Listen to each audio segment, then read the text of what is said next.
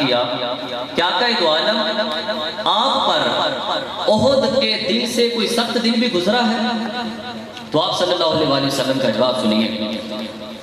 آپ نے فرمایا ہاں عائشہ ایک دن تھا. صحابہ کرام اگر آپ تاریخ کا مطالعہ کریں تو صحابہ کرام تاریخ اسلام میں سب سے زیادہ سخت دن احد کے دن کو سمجھتے ہیں کہ وہ دن جب میرے آقا دو عالم کے دندان مبارک شہید ہو گئے. 70 جلیل القدر صحابہ کی لاشیں حضور پاک صلی اللہ علیہ وسلم کے سامنے پڑی ہوئی تھی. آپ کے سب سے پیارے چچا حضرت امیر حمزہ کو شہید کر دیا گیا. نہ صرف شہید کیا گیا بلکہ ان کا کلیجہ بھی نکال دیا گیا. ان کے اعضائے بدنی کی بے حرمتی کی گئی. سب سے سخت دن صحابہ کرام کے نزدیک احد کا دن تھا. وہ کس لیے قربانیاں پیش کی گئی؟ صرف اور صرف آپ تک دعوت حق پہنچانے کے لیے. تو حضرت عائشہ نے پوچھا کوئی اس سے سخت دن بھی تھا؟ تو نبی کریم صلی اللہ علیہ وسلم نے فرمایا ہاں عائشہ، احد کے دن سے ایک سخت دن بھی میری زندگی میں آیا جب تیری قوم نے مجھے وادی طائف میں پتھر مارے. وہ دن احد کے دن سے بھی زیادہ سخت تھا میرے لیے. آپ صلی اللہ علیہ وسلم طائف میں 3 سرداروں کو تبلیغ اور دعوت حق پہنچانے کے لیے تشریف لے گئے. انہوں نے آپ کی دعوت حق کو مسترد کر دیا. آپ صلی اللہ علیہ وسلم نے فرمایا ٹھیک ہے میں نے جو کہنا تھا سو کہا، لیکن تم اتنا کرنا کہ یہ جو باتیں ہمارے درمیان ہوئی ہیں ان کو راز رکھ لینا. انہوں نے کہا جی ہم کیوں راز رکھیں؟ ہم تو نہیں راز رکھیں گے. جب آپ صلی اللہ علیہ وسلم باہر تشریف لے کے بازار میں نکلے تو انہوں نے اوباش لڑکوں کو پتھر دے دیے اور حضور پاک صلی اللہ علیہ وسلم کے پیچھے لگا دیا. وہ آپ صلی اللہ علیہ وسلم کو پتھر مارتے. آپ صلی اللہ علیہ وسلم ایک قدم اٹھاتے تو اگلے قدم پہ پتھر مارتے. ڈرتے شدت درد کے ساتھ اور احساس کرب کے ساتھ آپ بیٹھ جاتے. وہ اوباش ظالم آگے بڑھتے اور آپ صلی اللہ علیہ وسلم کو کندھوں سے اٹھا کے دوبارہ کھڑا کرتے اور دوبارہ سے سنگ زنی شروع کر دیتے. اتنے پتھر مارے کہ آقا دو عالم صلی اللہ علیہ وسلم کے نالین مبارکہ خون سے بھر گئی. پھر بھی کیا جواب آیا؟ قُلْ لَا أَسْأَلُكُمْ عَلَيْهِ أَجْرًا، میں تم سے یہ سارا جو دعوت تبلیغ کا کام کر رہا ہوں کوئی صلہ نہیں مانگتا. حضور کے سچے غلاموں نے کہا نبی کریم آپ ان کے بارے میں بد دعا کر دیجئے. آپ بولے میں رحمت بنا کر بھیجا گیا ہوں. وَمَا أَرْسَلْنَاكَ إِلَّا رَحْمَةً لِلْعَالَمِينَ.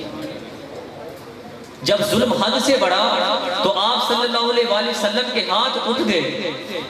لوگوں نے سمجھا کہ شاید اب بد دعا نکلے گی. جب لب واہ ہوئے، جب لب کھلے تو اب لوگ حیران ہو گئے کہ بد دعا کی بجائے دعا نکلی. آپ نے فرمایا اے اللہ یہ میری قوم کو ہدایت عطا فرما، یہ نہیں سمجھتے کہ میں ان کو دین حق کی طرف بلا رہا ہوں. پھر بھی کوئی گلہ نہیں کیا. تو پتھر کھا کے دعائیں دینا یہ میرے نبی کا شیوہ ہے. کوئی ہے اتنے عظیم اخلاق والا کہ پتھر کھا کے بھی دعائیں دے رہا ہے؟ تو یہ میرے نبی کریم صلی اللہ علیہ وسلم کا شیوہ ہے. آپ صلی اللہ علیہ وسلم وادی طائف سے جب روانہ ہوئے تو امام زرقانی لکھتے ہیں کہ ایسے ایسے سخت حالات بھی آئے اس دوران میں کہ ایک دن آپ صلی اللہ علیہ وسلم اپنے حجرہ انور سے باہر تشریف لائے. فاقے آپ کے گھر میں ہو رہے ہیں. کئی دن تک حضور کے گھر میں چولہا نہیں جلتا، لیکن دین کا پیغام پہنچانے میں جو تسلسل ہے وہ نہیں ٹوٹتا. تو امام زرقانی لکھتے ہیں کہ ایک دن آپ صلی اللہ علیہ وسلم حجرہ انور سے باہر تشریف لائے تو باہر شیخین موجود ہیں. شیخین سے مراد حضرت ابو بکر صدیق رضی اللہ تعالی عنہ اور حضرت عمر فاروق رضی اللہ تعالی عنہ مراد ہے. شیخین تو شیخین باہر موجود ہیں. جب آپ باہر نکلے تو آپ نے وہاں پہ کھڑے ہونے کی وجہ پوچھی تو انہوں نے کہا کہ حضور کئی دن سے بھوکے ہیں، بھوک نے گھر ٹکنے نہیں دیا تو یہاں پہ آ گئے. تو نبی کریم صلی اللہ علیہ وآلہ وسلم کا جملہ سنیے. آپ فرمانے لگے تمہارے نبی کے ساتھ بھی یہی معاملہ ہے. اللہ اکبر. میں بھی کئی دن سے بھوکا ہوں. خیر چلتے گئے حضرت ابو ایوب انصاری کے دروازے پہ پہنچے. حضرت ابو ایوب انصاری سونے محبوب کی پیاری پیاری خوشبو سونگ کے باہر تشریف لے آئے. جب باہر تشریف لے آئے تو آ کے کہا آقا دو عالم مجھے مہمان نوازی کا شرف بخشی ہے. آپ صلی اللہ علیہ وآلہ وسلم نے فرمایا جیسے تمہاری مرضی. اس نے آپ کو اندر بٹھایا, شیخین کو اندر بٹھایا, اور حضرت ابو ایوب انصاری آپ نے ایک بکری کو ذبح کیا اور اس کا گوشت بنا کے اپنے گھر والوں کو دیا. توجہ ہے؟ ہاں ہاں ہے جی ہے. گوشت بنا کے اپنے گھر والوں کو دیا کہ اس کو تیار کرو, کھانا تیار کرو. کھانا تیار کرنے لگے تو آپ حضرت ابو ایوب انصاری حضور پاک صلی اللہ علیہ وآلہ وسلم کی بارگاہ میں آ کے بیٹھ گئے کہ چلے باتیں کرتے ہیں. جب آ کے بیٹھے تو حضور پاک صلی اللہ علیہ وآلہ وسلم کے چہرے سے نکاہت صاف ظاہر تھی کہ کئی دنوں سے کچھ کھایا نہیں ہے. حضرت ابو ایوب انصاری سے یہ برداشت نہ ہوا, کھانے پکنے میں ابھی دیر تھی. آپ فوراً اپنے باغ میں چلے گئے. آج بھی باغ موجود ہے ابو ایوب انصاری کا. اپنے باغ میں چلے گئے اور وہاں سے کھجوروں کا ایک خوشہ توڑ لائے اور آ کے حضور پاک صلی اللہ علیہ وآلہ وسلم کی خدمت میں پیش کیا. حضور والا جب تک کھانا پک رہا ہے آپ یہ کھجوریں تناول فرمائیں. آپ صلی اللہ علیہ وآلہ وسلم نے کھجوریں تناول فرمائیں. بیلیو غور طرف جملے ہیں, اس جملوں کو اپنے دل پہ یاد رکھنا کہ یہ دعوت حق, یہ دین کا پیغام آپ تک کس طرح سے کتنی قربانیوں کے بعد پہنچا ہے. اتنے میں کھانا پک گیا, دسترخوان لگا دیا گیا, کھانا اوپر لگا دیا گیا. حضرت ابو ایوب انصاری حضور پاک صلی اللہ علیہ وآلہ وسلم سے عرض کرتے ہیں آقا دو عالم کھانا لگ گیا ہے, تشریف لے آئیے. آپ نے جب کھانا دیکھا تو آپ کے چشمان اقدس آنسوں سے بھر گئے.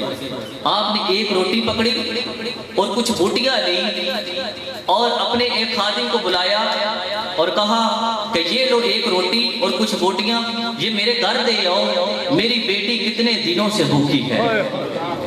حضرت فاطمہ الزہرا کتنے دنوں سے بھوکی ہے, ادھر گھر دے آؤ, جتنی دیر تک وہ نہیں کھائے گی میں نہیں کھا سکتا. فاقے تھے. آپ صلی اللہ علیہ وآلہ وسلم کی بیٹی بھوکی رہی, لیکن دعوت حق کا جو سلسلہ تھا اس میں کوئی تسلسل میں کہیں رکاوٹ نہ بن سکے. یہ فاقے آپ صلی اللہ علیہ وآلہ وسلم ویسی لگن کے ساتھ دعوت حق آپ لوگوں تک پہنچاتے رہے, امت تک پہنچاتے رہے. اور کیا کہتے ہیں, لا اسألکم علیہ اجرا, میں اس کے بدلے میں تم سے کوئی اجر نہیں مانگتا. ہاں مگر صرف ایک مطالبہ ہے, الا المودۃ فی القربى, میں تم سے کوئی صلہ نہیں, میری امت تم سے کوئی صلہ نہیں مانگتا. میں نے جو کچھ بھی برداشت کیا تمہارے لیے, صرف ایک مطالبہ ہے میرے جانے کے بعد, الا المودۃ فی القربى, میرے جانے کے بعد میرے قرابت دار اہل بیت کے ساتھ عقیدت کا رشتہ رکھنا. میرے اہل بیت کے ساتھ محبت کرنا, میری بیٹی کی یہ بھوک یاد رکھنا. سیدہ فاطمہ